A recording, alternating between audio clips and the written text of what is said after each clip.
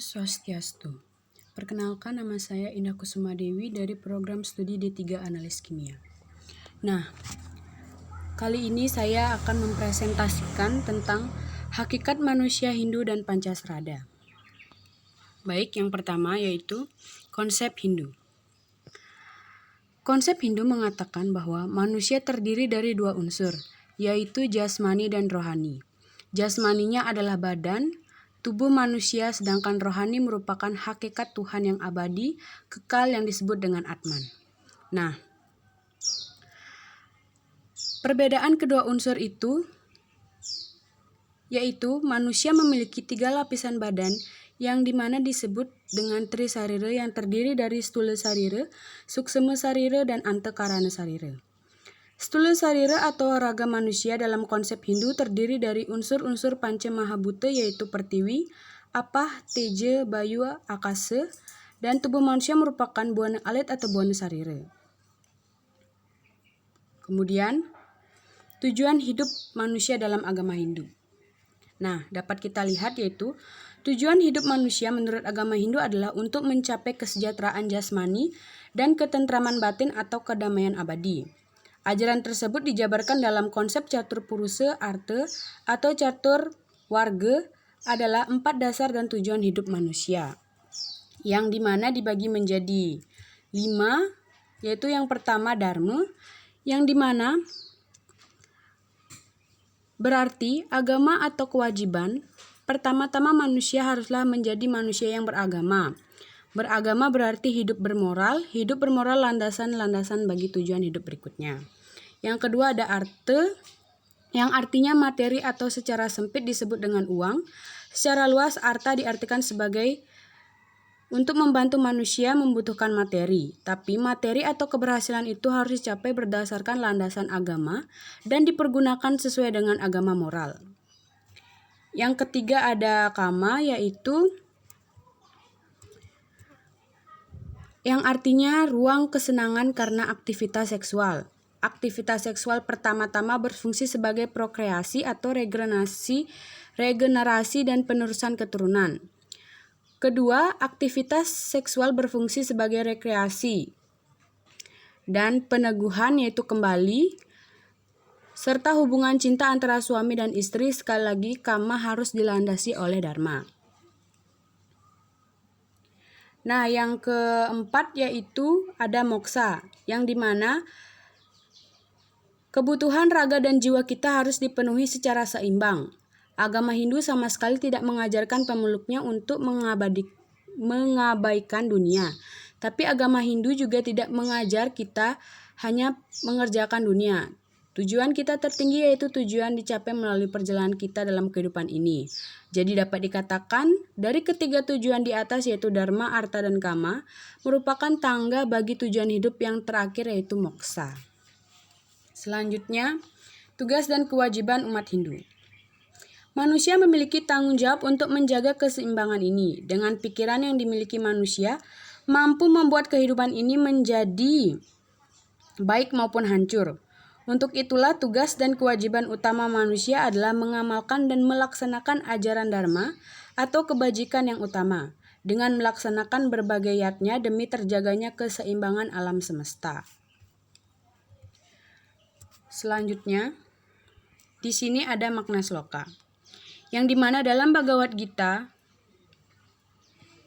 bab 7 sloka 3 di antara yang berbunyi, di antara beribu-ribu manusia hanya segelintir orang berjuang untuk kesempurnaan, dan di antara yang berjuang dan sukses belum tentu seorang pun mengenalku secara benar. Nah, makna dari sloka tersebut yaitu di mana seseorang yang benar-benar berdedikasi kepadanya secara lahir dan batin atau secara total itu dapat dihitung jumlahnya dengan jari. Karena biasanya manusia itu lupa mengapa ia dilahirkan di dunia ini, yang menjadi ajangnya untuk mencapai Yang Maha Kuasa.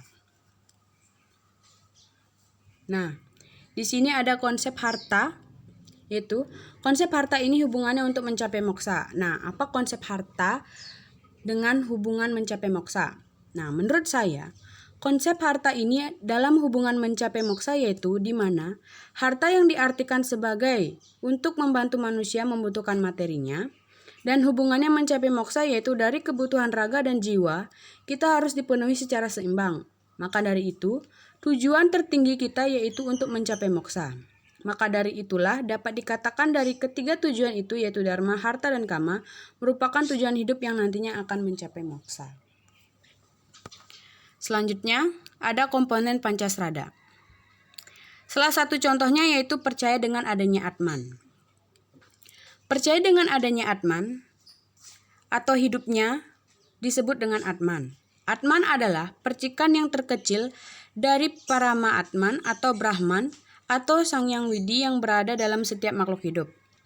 Atman ini memberikan hidup kepada semua makhluk hidup, yang dimana bila Atman meninggalkan badan maka orang itu akan mati. Alat-alat tubuh pun akan hancur kembali kepada asalnya. Di mana Atman yang menghidupi badan disebut dengan Jiwatman. Jiwatman ini dapat dipengaruhi oleh karma atau hasil perbuatan di dunia ini. Atman dengan badan bagaikan kusir dengan kereta, di mana kusir adalah Atman yang mengemudikan dan kereta adalah badannya. Kemudian di sini ada contoh pelaksanaan Brahman dalam kehidupan sehari-hari yaitu seperti sembahyang atau mecanang dan melakukan puja Trisandi. Dapat dilihat dari gambar di samping, yaitu di mana melakukan sembahyang atau mecanang dan melakukan Trisandi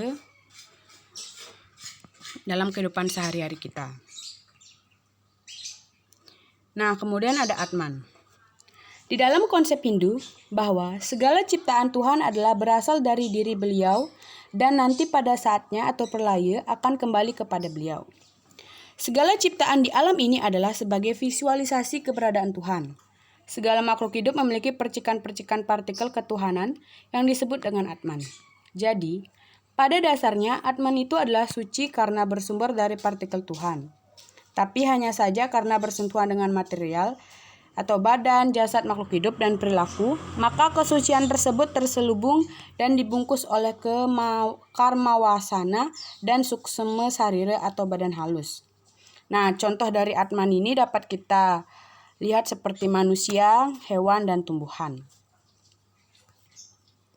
Kemudian selanjutnya, di sini ada disebutkan sloka tentang karma pala, yaitu yang berbunyi karmani evadikaras tema palesu kadacana makarma pala heterbur mate sangos akarmani, yang artinya engkau berhak melakukan tugas kewajibanmu yang telah ditetapkan, tetapi engkau tidak berhak atas hasil perbuatan.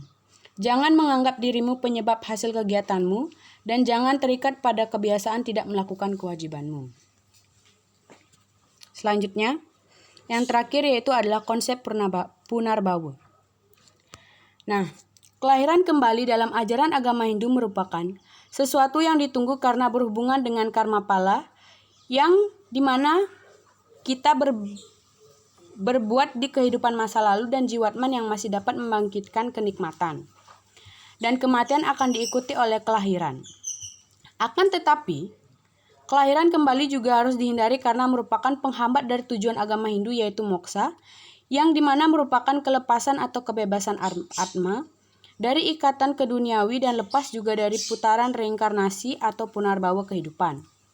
Selanjutnya, Atman atau roh tersebut akan kembali bersatu dengan Brahman yang kekal abadi.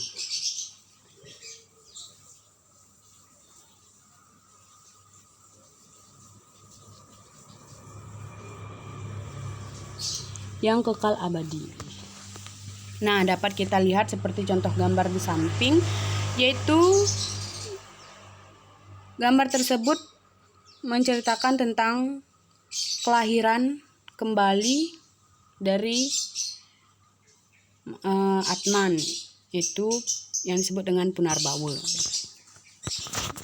Nah, sekian dari presentasi saya. Apabila ada salah kata dan perbuatan dari presentasi saya mohon maaf.